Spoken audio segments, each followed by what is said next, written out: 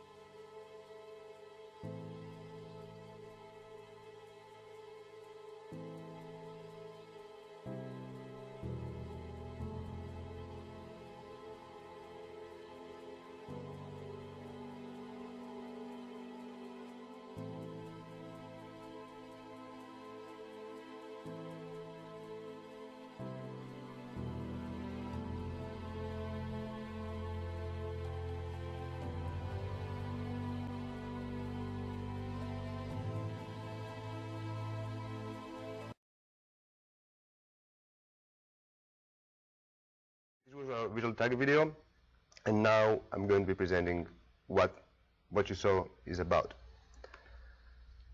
So, our game is called Izcalli of the Wind, and it's by Axwell Production, which is us, as you can see here. The overall tone of our game is gracefulness, and the overarching narrative theme of our game is restore the faith by restoring the temple. Our game takes place in this divine world, which you can see here, which is the home of a god of wind. The idea is that this divine world used to function as the connecting point with the ordinary human world. And however, as people gradually lost their faith in this god, the god himself lost all of his powers. So the god sealed himself inside a board, which was an offering given to him by his last believers. And underpowered and desperate, the god is trapped inside this board, waiting for someone to help him reactivate this divine world, restore people's faith to the god, and free him from the hoverboard. Here comes our hero, Izcalli. Unlike her contemporaries, Izcalli still believes in the wind god. She is inspired by local stories and she studies ancient myths. And these myths gave her the clues she wanted to put together and find a lost temple with a board inside. So when she touched this board, her faith jumps out the wind god's power and transports her to the divine world you just saw. There, she will learn how to use a hoverboard under the wind god's mentorship, and she will use her skills to recharge the divine world, free the wind god from the board, and return to her home. So Izcalli is in a high poly state right now. Here you can see the different sides of the model and how some elements from the concept art have translated into a 3D model, such as the necklace, the poncho, and the belt with the decorative elements. And also, you can see how Izcalli moves right now. These are gifts from the idle animation, and we're showing the back of the character because that's what the player is going to be seeing most of the time during the game. So, discussing some things about the design of the game itself, a very important element in our world is the slipstreams the player will encounter. We call these elements slipstreams of energy, and essentially are large pathways that the player can ride, and they contain energy. Based on how much energy they contain, they can be found in 3 different states, as you can see here, and these states are dormant, stable, and unstable. And since the player can actually absorb or release energy from the slipstreams, the players have an agency on transferring the states of these slipstreams. So if a slipstream loses energy from the player, it goes from unstable to stable and to dormant, and if a slipstream gains energy from the player, it goes from dormant to stable to unstable. So, how does that exactly work? Essentially, imagine that the hoverboard is a battery that fills its meter when the player does specific actions. One of those is absorbing energy from slipstreams. Another one is the close calls, which is when the player avoids specific obstacles in last moment. And another one is the drifting. And this battery depletes energy when the player releases it to slipstreams, or when the player performs specific moves such as dodging, boosting, double jumping, and the wind crescent burst, which is essentially the equivalent of shooting in our game. Also, this battery has the capacity to maintain an excess of energy, which is depleted over time, and the player has to maintain max speed in order to keep it stable. And all of those things happen because the player's objective, what the player has to do in the game, is that they have to activate these conduits.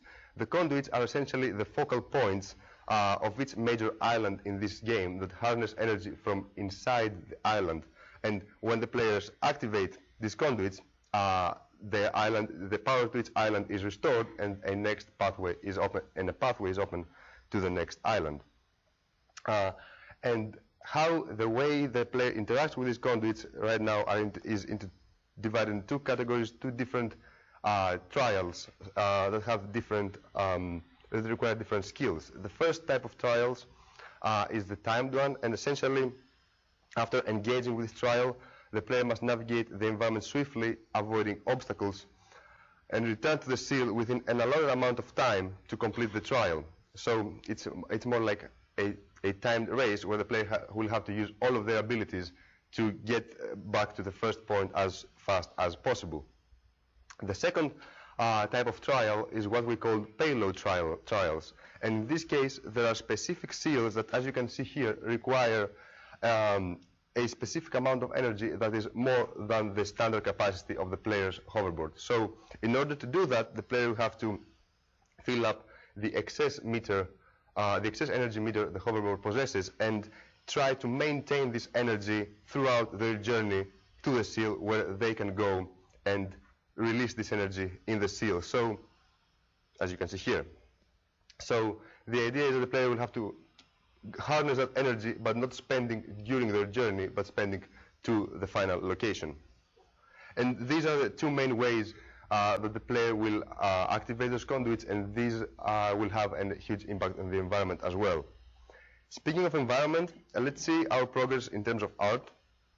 So one of the first things we did this month is to gather imagery that will inform us about the distribution of color and shape language when it comes to Aztec structures and architectures. And in this slide, you can see the structures from a larger scale, and also some inspiration from the color palette. And we also studied a smaller scale of those structures when it comes to decorative elements and statues and traditional imagery, especially from the top row. The second image from the left is a very important image because it's the statue of Quetzalcoatl, who is the Aztec god of wind, after whom our god is inspired. And then we took a look at how different artists interpret those designs in their own creations to create structures, decorative elements, statues, and other creatures. So now we will see how we interpreted those elements into our own concept art. This is the concept art. This is the process actually for the concept art for the main temple. The main temple is a structure that's going to be in the center of the map. It's going to be essentially the hero piece of our game. So our main intention was to create a silhouette that will be very visually appealing from a distance, and also to we wanted this temple to have moving elements, because we think that having moving elements in the environment really adds up to this idea of gracefulness we want to have for our game. So this is a design we decided to go with. As you can see, it has a rotating ring in the top of the temple, and also you can see how we have incorporated the head of the wind god in the facade of the temple. And also you can see different iterations on the color palette we have chosen for our structures. We had a similar process for the conduits, as you saw. The difference here is that we want a design that will be both visually interesting, both in its closed state and its open state. And also one thing we have in mind is that in this particular piece we want to be a bit more detailed, because the player will be spending a lot more time in a closer distance than the temple. And this is the final design we will go with. As you can see here, we have more color iterations because in contrast to the temple, there will be more conduits in the game. So we need to have different ideas of how to combine these colors we have chosen into the same design. Another important piece of our game is the turrets the player will encounter throughout the world. These defense mechanisms are going to shoot projectiles to the player when they enter a designated area. And here you can see different iterations on their design, and as you can see, many of those designs are inspired by Mesoamerican decorative elements. And again, here you can see the final design along with different color iterations. As you can see, the ring on the top is similar to the ring of the temple, so there is a visual cohesiveness in the environment. And here you can see the assets we have created as of now. These are the assets you saw in the visual target video. So as you can understand, the only things we didn't make for the visual target are the rocks and the trees. Yes, and these are some walls, the rings, which are very important, and some other structural elements we want to use, and also the gemstone. So in terms of programming, during the last month, we worked a lot on refining the player's abilities in tandem with the camera movement. Here you can see how we worked on the drift. So because the drift is something that something that the player will be doing many times in our game, and it's one of those movements we want them to feel good, both in terms of control as well as how the camera responds to that. And here you can see our progress in terms of that. We also developed a respawn system, which what it does is that when the player falls off from the map, it respawns the player to the last known safe location. So what the system understands as a safe location is the last known position where the inclination of the level is completely flat. So it records that, and when the player dies, this is where it respawns the player. And here you can see how we have implemented the turrets. The turrets essentially start shooting projectiles at the player when the player enters a specific sphere. And here also you can see in the really nice UI we have in the bottom left corner how the turret's projectile damages the player. Another thing we did is we took a lot of time to see different colors and shapes for slipstreams, because one of the challenges we had is that we wanted the slipstreams to be visually distinctive in this world. So we looked at different materials, different colors, different particle effects. And also you can see in the right GIF, you can see how we have actually implemented functionality into the slipstreams, because as you can see, the player releases energy to the slipstream, and the slipstream becomes blue from purple, which was the initial color. So in terms of level design, we continued producing action blocks mainly to see what type of platforming we can have in this game, because this is something we want the player to do as well. So we focused also on some interiors, and some of those elements from the gameplay we took them in our exterior and in the levels you're gonna see in the demo really quick.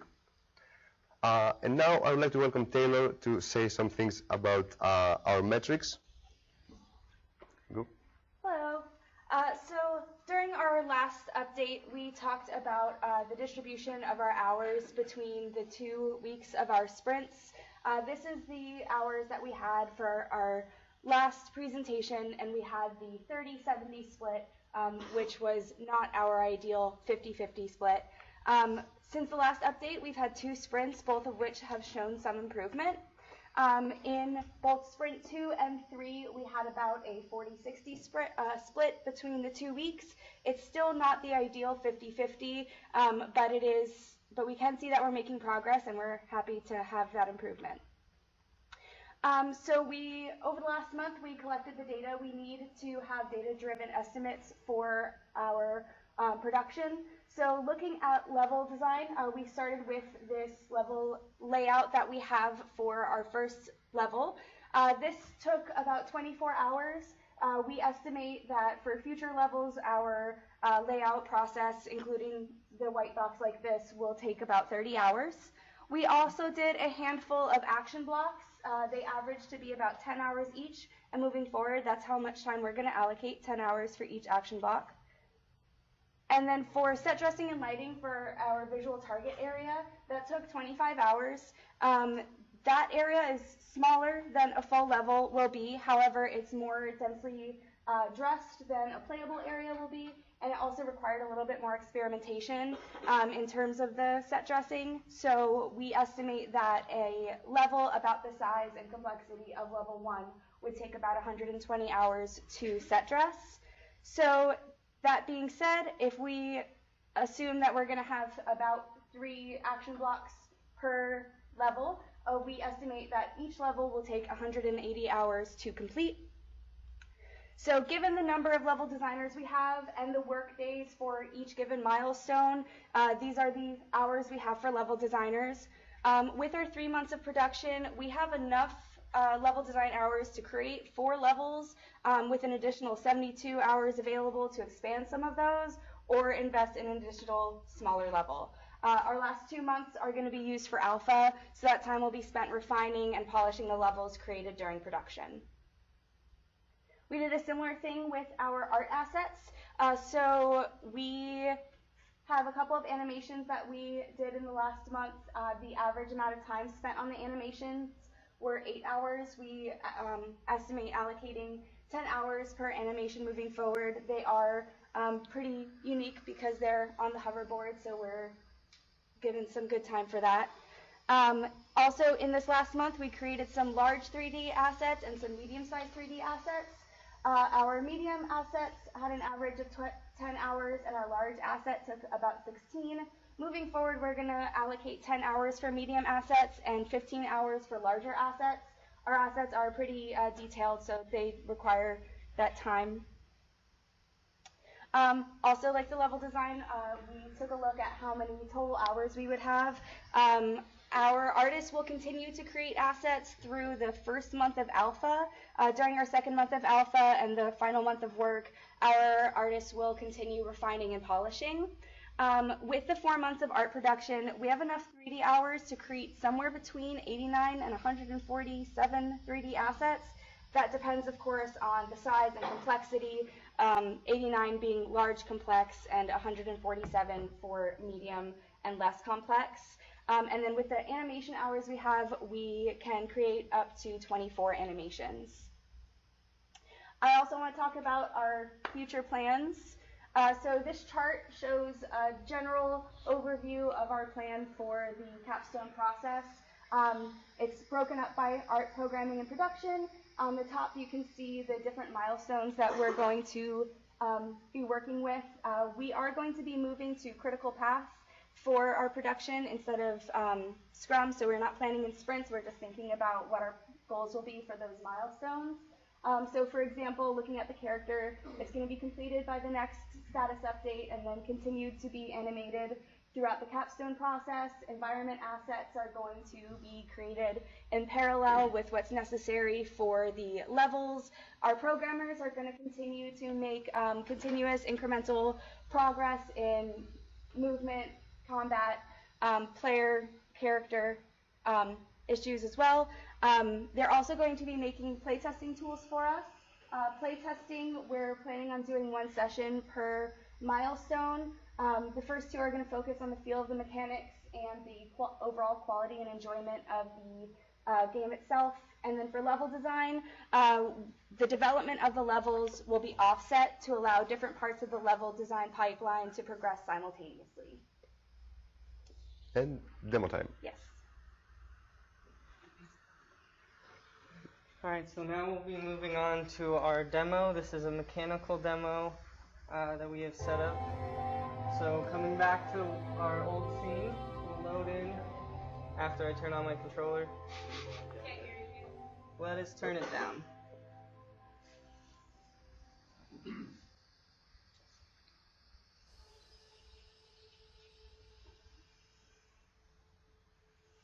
Alright. So here we are loaded in with the character animated, and we will go ahead and show you the critical path. Let me just turn on the frame rate counter so that you can see.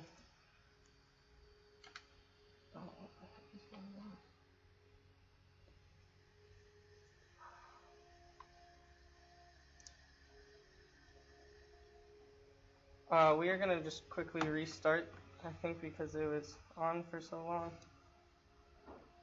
Something happened.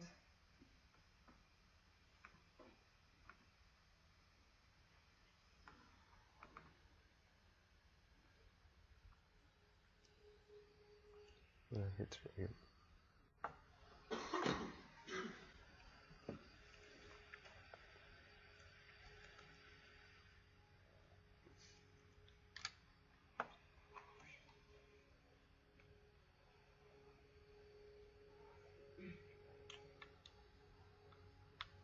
So somehow the frames got locked at 30 frames per second. Wonder? It wasn't like this when I tested earlier. You can still check the level out. Everything's not moving correctly.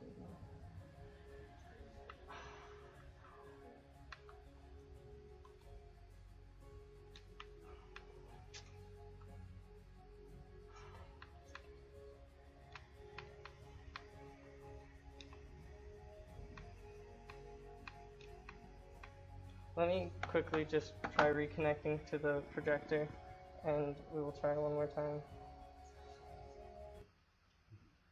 Sorry.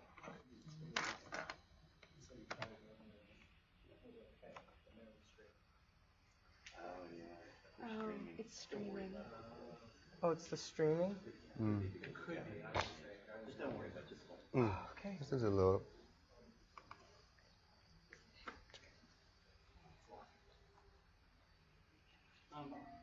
In your project settings, have you set smooth frame rate on? Did you set a range on that? Yeah, it's actually locked to 60 frames per second on keeping it from going above 20, and it was working like when I tested right before this presentation.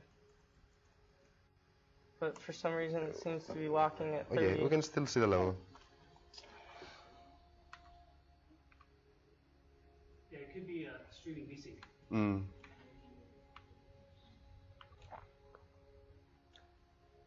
You can see how we have expanded from. This is part of the level we showed you for status update. You can see how we have expanded it with slipstream, and there is slipstreams, and there is a whole section where Galen will go right now, in order to actually activate the large temple you saw in the beginning.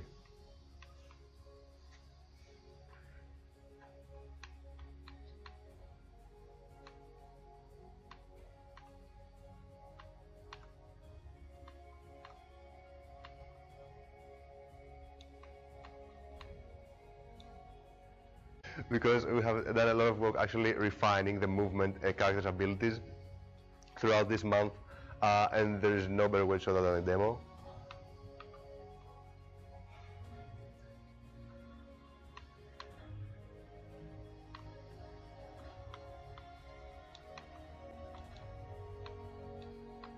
So as you can see, as I'm maintaining my max speed, the energy bar is increasing. I can use this to change slipstream properties by either pulling from them, as I am doing quite now, taking the energy.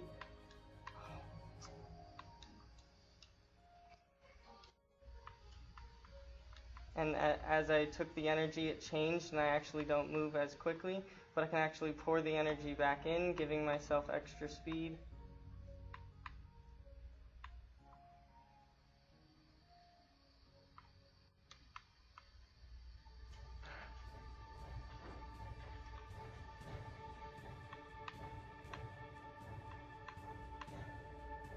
And now we're entering the new section, which was not in the level we showed you for status update.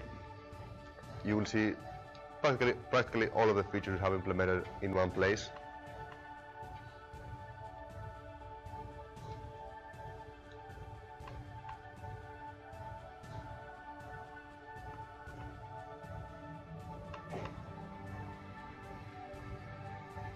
So I'm using the drifting here to come around these corners, which gives a little slide mechanic from the side. And as I drift, you can see my energy increasing as I gain that. Ooh.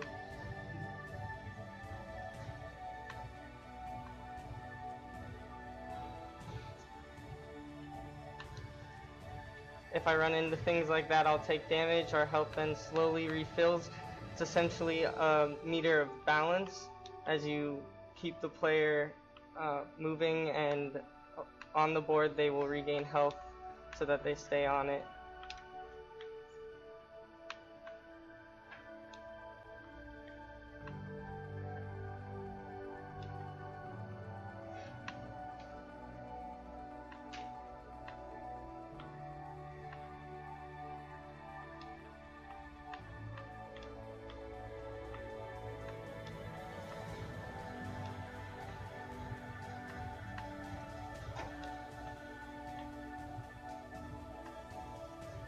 You can dive and gain speed, and as you pull up, you actually... I'm gonna die.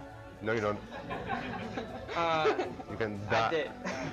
But as you pull up from air dives, you actually can use that momentum to carry yourself forward, making landing smoother. And otherwise, if you keep the dive, you can dive straight into the floor and kill yourself.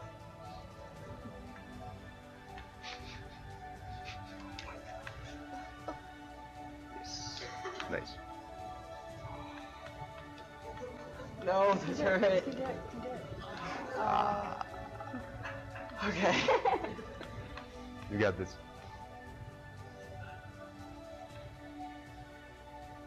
So, we are nearing the end of this demo. Yeah.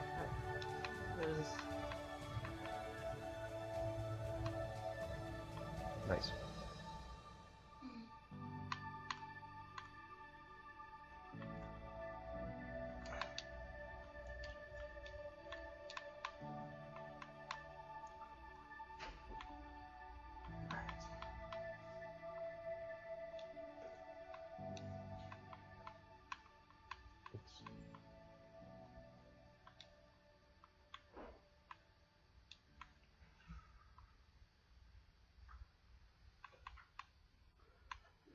So this is the last part. We'll go right now.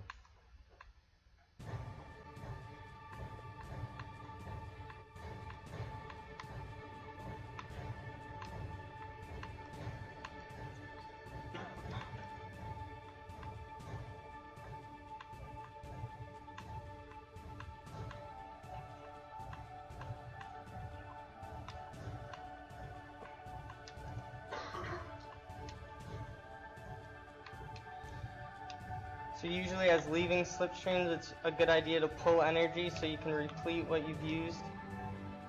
Here's an example of some set dressing in an area. And my favorite leap of faith. And as you can see, if I pull up correctly down here, I'm able to use that momentum to land smoothly.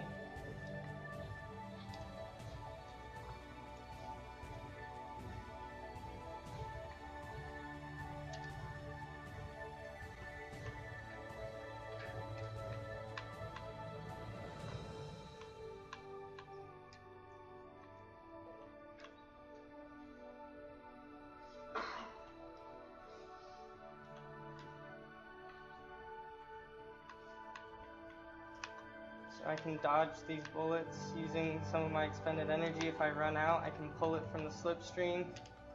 Moving forward, you can see it changing colors.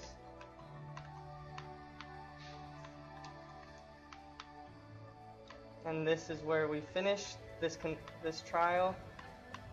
And as we come across here, I can take some of the energy, and as we complete it, you will see in the distance, the conduit starts activating.